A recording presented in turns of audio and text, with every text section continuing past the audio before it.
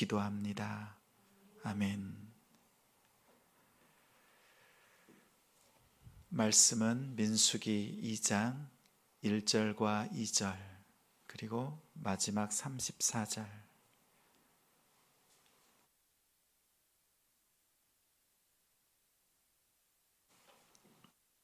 민수기 2장 1, 2절 34절 구약 195쪽입니다. 함께 읽습니다. 여호와께서 모세와 아론에게 말씀하여 이르시되 이스라엘 자손은 각각 자기의 진영의 군기와 자기의 조상의 가문의 기호 곁에 진을 치되 회막을 향하여 사방으로 치라. 이스라엘 자손이 여호와께서 모세에게 명령하신 대로 다 준행하여 각기 종족과 조상의 가문에 따르며 자기들의 길을 따라 진치기도 하며 행진하기도 하였더라. 아멘. 이름절 특별 새벽기도 하나님께 예배드리는 우리 성도님들을 주님의 이름으로 사랑하고 축복합니다. 민수기의 2장을 들어서면서 하나님께 나아가는 성막 그리고 성막을 중심으로 모여있는 이스라엘 백성들의 모습을 우리 하나님께서 말씀해 주십니다. 성막 배치가 우리에게 주는 의미는 무엇인가?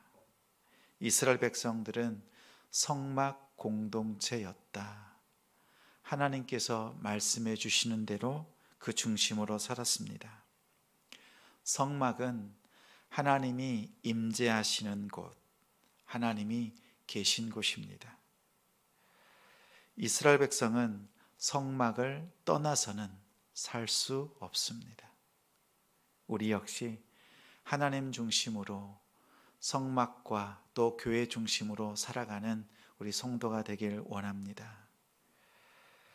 하나님을 만나는 곳, 이곳이 성막이었고 하나님께 제사 드리는 곳, 하나님께 예배 드리는 곳이었습니다. 이스라엘 백성들의 일상적인 삶도 성막을 통해서 이루어졌습니다. 모든 말씀, 모든 율법은 성막으로부터 공급되었습니다. 사회와 가정을 위한 생명과 같은 말씀이 제단을 통해서 흘러넘쳤습니다. 또한 성막으로부터 하나님의 거룩과 정결의 능력이 공급되었습니다. 12지파는 각각 연결되어 있으면서도 하나님을 중심으로 살아가는 거룩한 공동체였습니다. 이것이 바로 오늘날 우리 교회의 모습이기도 합니다. 광야는 영적인 측면에서 힘들고 어려운 부분이 있지만 그 안에서 승리케 하시는 하나님의 놀라운 은혜를 경험하는 장소이기도 합니다. 광야는 힘들지만 하나님을 만나는 은혜의 장소입니다. 오늘 말씀의 제목처럼 성막을 중심으로 진을 치라, 이 뜻에는 세 가지가 있습니다. 첫째는 하나님 중심으로 형제를 바라보라.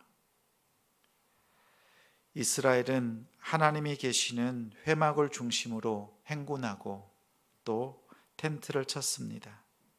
하나님께서 출발하면 함께 출발하고 하나님께서 멈추시면 멈췄습니다. 성막을 중심으로 지파들이 모여 있습니다. 하나님의 말씀이 가장 잘 전달되는 구조입니다. 죽음의 땅, 광야를 성공적으로 통과하는 비결은 하나님 중심으로 살아갈 때입니다. 공동체가 하나 되는 것보다 더 중요한 것은 하나님을 중심으로 하나 되는 것입니다. 그들은 하나님을 중심으로 장막을 쳤습니다. 또 서로 마주 보면서 장막을 쳤습니다. 하나님 앞에서는 각자의 지파대로 하나님 앞에 서 있었지만 성막 중심으로 자기들의 진을 칠 때 성막을 통해서 형제를 바라봅니다. 성막 중심의 훈련은 광야에서 하나님 중심으로 나아가고 그 하나님 중심으로 형제를 바라보는 것입니다. 그림 하나 보여주십시오. 이처럼 성막이 가운데 있습니다. 먼저는 레위 지파가 성막을 동서남북으로 위치하고 지파별로 동서남북 3개 지파씩 위치를 합니다. 네, 좋습니다. 그리고 성막을 바라보면 건너편에 다른 지파가 보입니다. 형제들이 보입니다. 여기에는 큰 의미가 있습니다. 형제와 자매를 바라볼 때는 하나님을 통해서 형제를 바라봅니다. 하나님께서 공동체를 이뤄가시는 방법이 이러합니다. 직접 내 눈으로 바라보는 것이 아닙니다. 하나님을 통해서 바라볼 때 우리는 신앙의 아름다운 공동체를 이룰 수 있습니다. 사무엘상 20장에 다윗과 요나단의 아름다운 친구 사랑 이야기가 있습니다. 요나단은 다윗을 무척 사랑했습니다. 다윗 역시 요나단을 사랑했지만 요나단의 아버지 사울, 첫 번째 왕이었던 사울은 다윗을 죽이려고 힘썼습니다.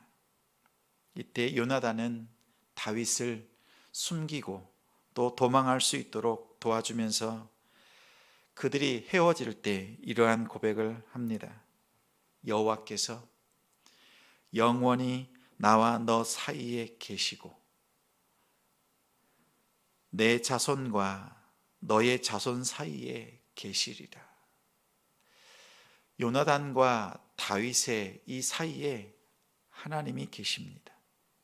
이 둘 사이에는 하나님이 계시다는 이 신앙이 있습니다. 둘 사이가 이렇게 좋아질 수밖에 없었던, 생명을 걸고 서로 사랑할 수밖에 없었던 것은 둘 사이에 하나님이 계시기 때문입니다. 우리가 인간관계에서 어려움을 당할 때 돌아보십시오. 그 사람과 내 사이에, 남편과 아내 사이에, 부모와 자녀 사이에 하나님이 계셨던가, 하나님이 계시지 않을 때 어려웠던가.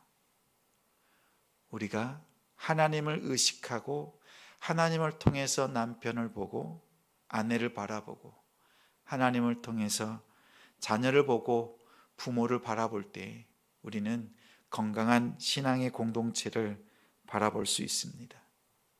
그러한 교회를 만들 수 있습니다. 하나님을 통해서 형제를 바라보십시오. 하나님을 통해서 지체를 바라보십시오. 저는 2가지 사람만 보입니다. 오늘 만날 때 많은 사람을 만나는데 그 중에 2사람, 예수를 만난 사람, 또 어떤 사람은 예수를 만날 사람입니다. 이 2가지 사람만 저에게 보입니다. 만난 사람, 만날 사람. 그런데 가끔은 이런 사람이 보입니다. 예수를 만난 사람, 예수를 만난 사람 보이다가 예수를 만날 놈, 제 마음속에 불편한 사람, 나를 힘들게 하는 사람, 그 사람을 대할 때 있습니다. 제 마음속에는 사람이 아니라 놈이지만 하나님께서 만나셔서 변화시킬 영혼인 것을 기억하고 그를 위해서 중보합니다. 나는 싫지만 하나님께서는 그 영혼을 사랑하고 계시다는 것을 잊지 않아야 합니다. 내가 하나님을 통해서 형제를 바라볼 때, 하나님을 통해서 지체를 바라볼 때 하나님께서 우리에게 복의 복을 더해 주십니다. 창세기 12장 3절, 오늘 말씀 함께 찾아보겠습니다. 성경을 펼쳐서 함께 찾습니다. 창세기 12장 3절입니다.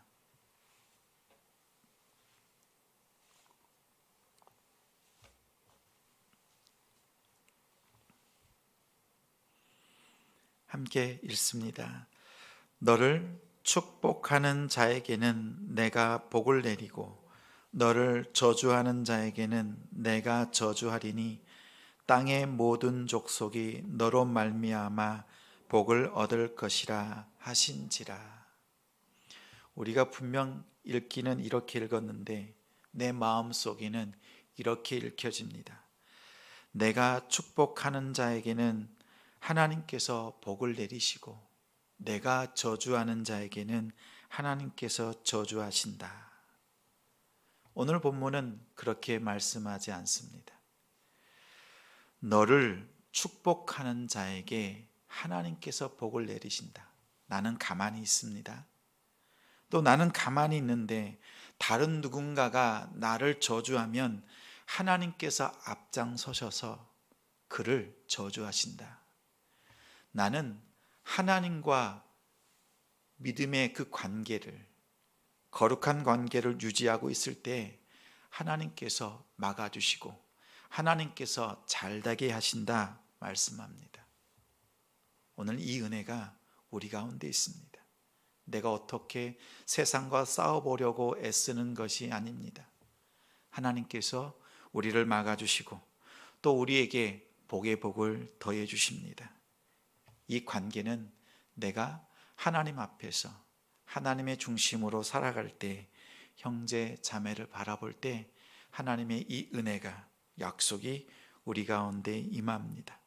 하나님께서 우리 성도님들의 삶에 개입하셔서 함께 하시는 그 은혜가 풍성한 오늘 하루가 되길 소망합니다. 성막 중심으로 진을 치라. 둘째는 하나님의 뜻대로 자기 자리를 지키라는 뜻입니다. 아브라함은 가나안 땅에 도착했습니다. 도착하자마자 만난 것이 기근입니다. 그러자 가나안 땅을 떠나서 애굽으로 내려갔습니다. 지정된 약속의 땅 가나안을 벗어나 애굽으로 갔습니다. 오히려 그곳에서 고난을 만났습니다. 아내를 빼앗겼습니다. 하나님의 은혜로 극적으로 하나님께서 지키시고 보호하셨습니다. 하나님께서 주신 사명, 각자에게 주신 자신의 자리가 있습니다. 그 자리를 지켜야 합니다. 오늘 성막 중심으로 지파별로 자리를 정합니다. 진을 배치하고 행군 순서를 정한 기준은 각 지파의 숫자 그리고 그 세력의 크고 작음에 있지 않습니다.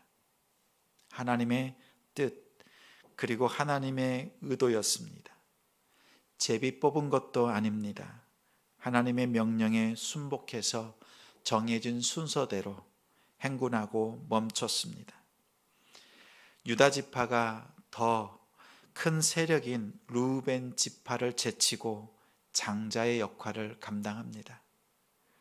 동생 에브라임 지파는 형 므낫세 지파를 제치고 중심적인 역할을 감당했습니다. 레위 지파는 하나님께서 말씀하신 대로 오직 회막을 지키는 일, 하나님을 섬기는 일에만 전념했습니다. 하나님의 주권에 복종했습니다. 하나님께서 우리 성도님들에게 보여주시는 자리가 있습니다. 성령을 통해서 지혜의 말씀을, 또 성령을 따라 지식의 말씀을, 같은 성령으로 믿음을, 한 성령으로 병 고치는 은사를, 능력 행함을, 예언함을, 영들 분별함을, 방언함을, 방언의 통역, 이 모든 것을 한 성령을 통해서 주셨습니다. 이렇게 각자에게 역할대로 그 은사를 주신 것은 주의 몸된 교회를 이루는 목적입니다. 내게 보여주신, 맡겨주신 그 자리는 내 자리, 내 사명입니다. 기도, 전도, 섬김, 가르치는 이러한 사명을 주의 몸을 이루는 각자의 사명입니다. 필요치 않은 성도가 없습니다. 하나님의 공동체를 이루는 하나님의 방법, 주의 몸된 교회와 성도를 섬기는 나의 자리입니다. 하나님의 뜻대로 성령으로 나누어 주신 각자의 자리를 믿음으로 신실하게 잘 지키는 우리 성도가 됩시다. 셋째는 하나님 앞에서 거룩하게 살아야 합니다. 출애굽한 이스라엘은 오합지졸입니다. 그러나 그들은 질서정연하게 강력한 전투 공동체로 탈바꿈합니다. 성전 중심으로 살아갈 때 영적인 전투에 힘썼던 그들의 모습입니다. 급하게 애굽에서 빠져나왔지만 그들은 광야라고 하는 곳에서 오히려 질서정연한 하나님 중심으로 조화로운 공동체로 거듭났습니다.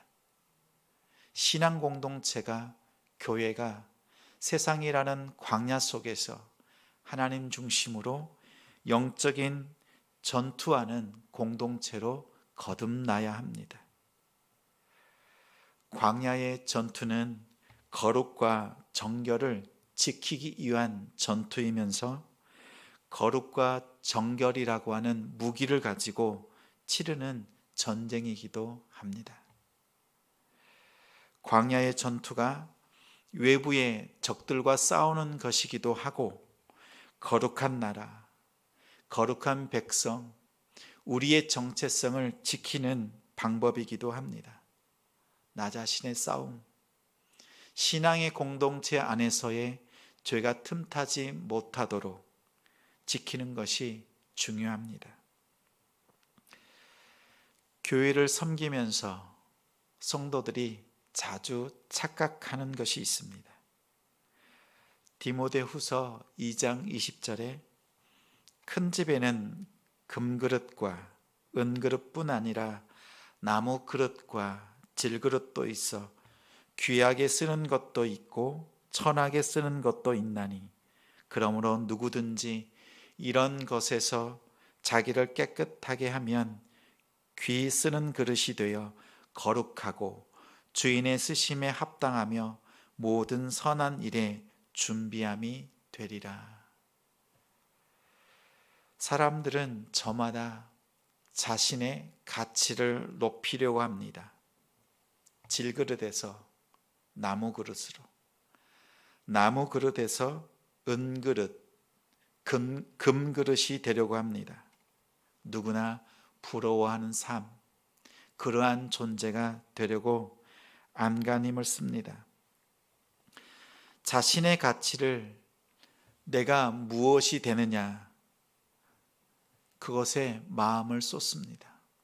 세상에서는 질그릇보다 은그릇을 가치 있게 봅니다. 은그릇보다 금그릇을 가치 있게 여겨줍니다. 그래서 자신의 가치를 높이려고 애씁니다. 그러나 하나님 앞에서는 나 자신이 얼마나 깨끗하나에 달려 있습니다. 하나님은 질그릇이어서 쓰지 않고 금그릇이어서 쓰는 것이 아니라 깨끗한 그릇을 쓰신다. 깨끗한 그릇을 찾으십니다. 하나님께서 쓰시는 기준은 거룩함, 깨끗함입니다. 내가 질그릇일지라도 깨끗한 질그릇이면 하나님께서 귀하게 쓰십니다. 저마다 금그릇이 되겠다, 은그릇이 되겠다, 이 마음을 내려놓으십시오.